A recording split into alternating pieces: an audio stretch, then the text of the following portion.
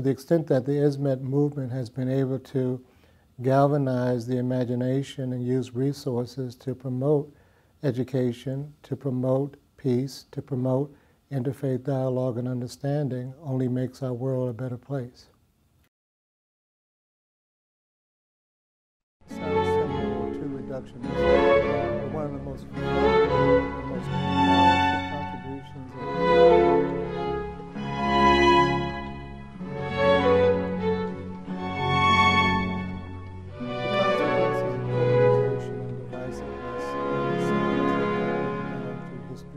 through human history. I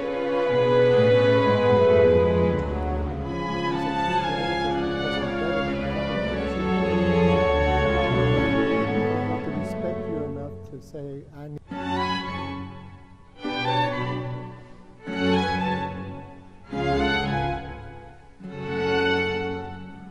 My name is Jerry Streets. I am the senior pastor of the Dixwell Congregational United Church of Christ in New Haven, Connecticut. And the Dixwell congregation is the oldest African-American congregational church in the known world, having been established in New Haven, Connecticut in 1820.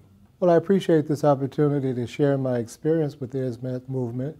My experience has been one of which the participation of members of that movement, along with myself and others who are not necessarily formal members of the movement, in interfaith dialogue, promoting cultural understanding and peace, and also the value and promotion of education.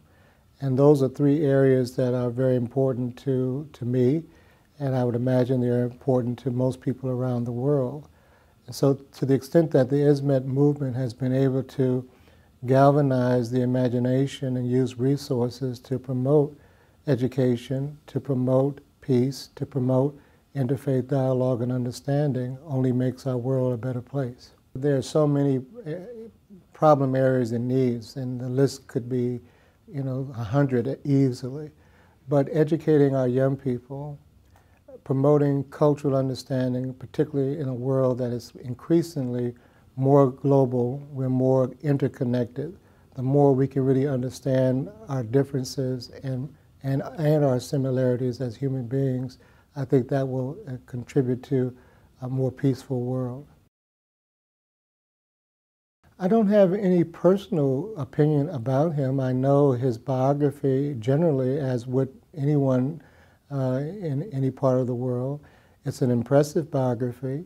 I am grateful that he uses his resources to promote those areas that I just mentioned. How he is understood and dealt with politically in different contexts, of course, the opinion there will vary according to the context. But I have not experienced or am I knowledgeable about him as a political figure as I appreciate and respect him as a humanitarian and philanthropist. I have visited Turkey. I was grateful to do that in connection with the Peace Island Institute of New Haven, Connecticut. But prior to my experience in Turkey, I also spent over 5 years working in Bosnia, right after the Bosnian War in the mid-1990s. And so my exposure to Muslims in Bosnia, as well as Muslims here in the United States, was a backdrop for my encountering the Muslims in Turkey.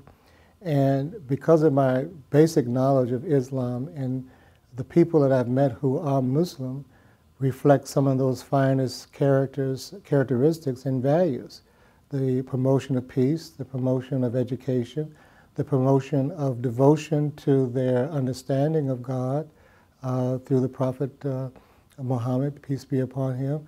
But it's not the kind of promotion that suggests that the whole world has to think and feel the same way. From what I've been exposed to and what I understand about the Hizmet movement when it comes to interfaith dialogue, it is very similar to other groups that are trying to promote understanding. There's no difference in that sense. I have not sensed or felt that the Hizmet movement's emphasis on religious tolerance and cross-cultural understanding is somehow a subterfuge or a means by which the Hizmet movement is trying to promote a particular brand of Islam and subvert other religions. We have enough of that going on in a lot of religions around the world, and even if it were the case with the Hizmet movement, they wouldn't be alone in that effort. But I'm not aware of the Hizmet movement having that kind of agenda.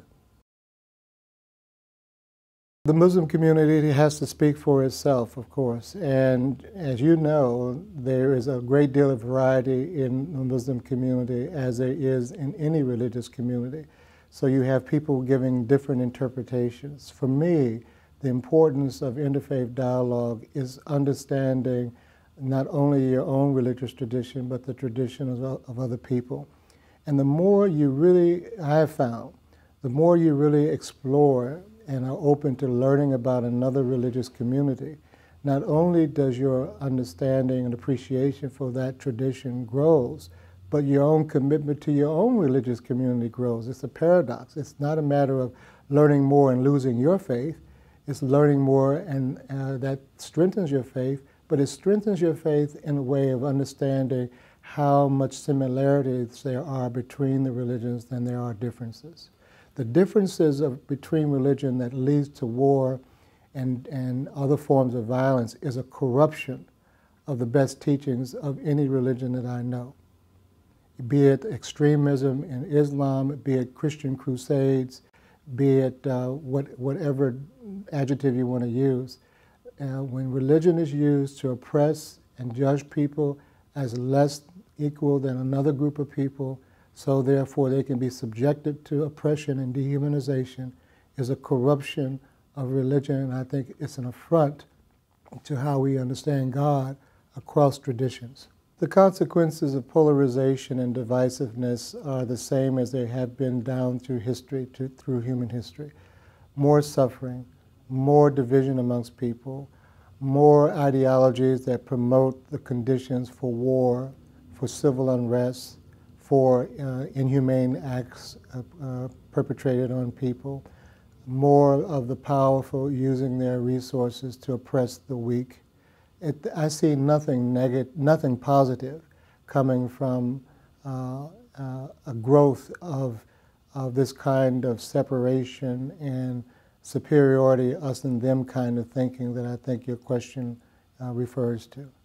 It may sound simple or too reductionistic, but one of the most fundamental and the most powerful contributions that interfaith dialogue can generate in people across traditions is humility. It is coming to understand that whatever tradition you represent, it is not the absolute truth. Though it might be the truth for you, the adherent, it is not the absolute truth for all of humanity. But there is something within that truth that is universal for all people.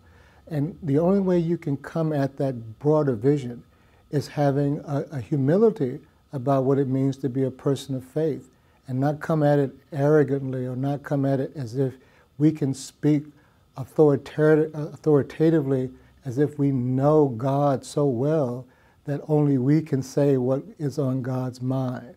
So, you know, there are some religious traditions, for an example, that when they write the word God, the O is left out. It's G-D.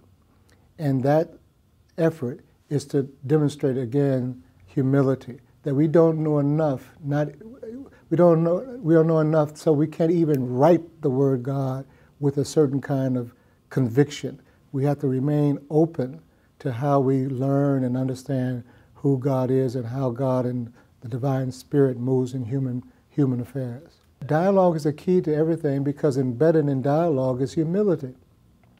That I have to respect you enough to say I need to sit down with you as another human being. I am not going to allow myself to treat you as an object by defining you as the other, as the enemy to nationalism, as the enemy to Islam, as an enemy to Christianity, as an enemy, you know, put in what you wish. Once you define the other person as enemy, there's a tendency for us to distance ourselves, make the other person or people who represent those views less human in our eyes. that justifies our resistance. It justifies our taking perhaps aggressive action toward them, which only then facilitates the very peace that we all claim we want to foster in the world. So sit down, have a conversation, come to an understanding, find out what the strengths are on both sides and how they can bring them to the table for a better situation for the whole, not just what's good for the Hizmet movement, not what's just good for Turkey from a political standpoint of a government. Well, that's only something that the Turkish people can decide and say. I would say this, however, that if there is that concern, instead of promoting the suspicion, why not encourage dialogue, further understanding between the people of Turkey, broadly speaking, and members of the Hizmet movement? It makes absolutely no sense to stand in the corner and criticize, even if the criticism may have some validity to it, and not invite the party that you're criticizing to the table for discussion. That's one of the best things that I think can happen in any country where there is a movement and people are suspicious of it or threatened by it or afraid of it. You have to sit down, you have to come to an understanding. And that can only benefit both sides, the country as a whole and the Hizmet movement in particular. Everything that I have learned, whether it was reading, the experiences of other people, it's everything positive. It just amazes me how others have not heard as much as they should from the movement itself, from Mr. Fethullah Gulen. I think the values that I saw in Hizmet a lot is taking what in Islam, and such as devotion to God and loyalty to God, or Allah,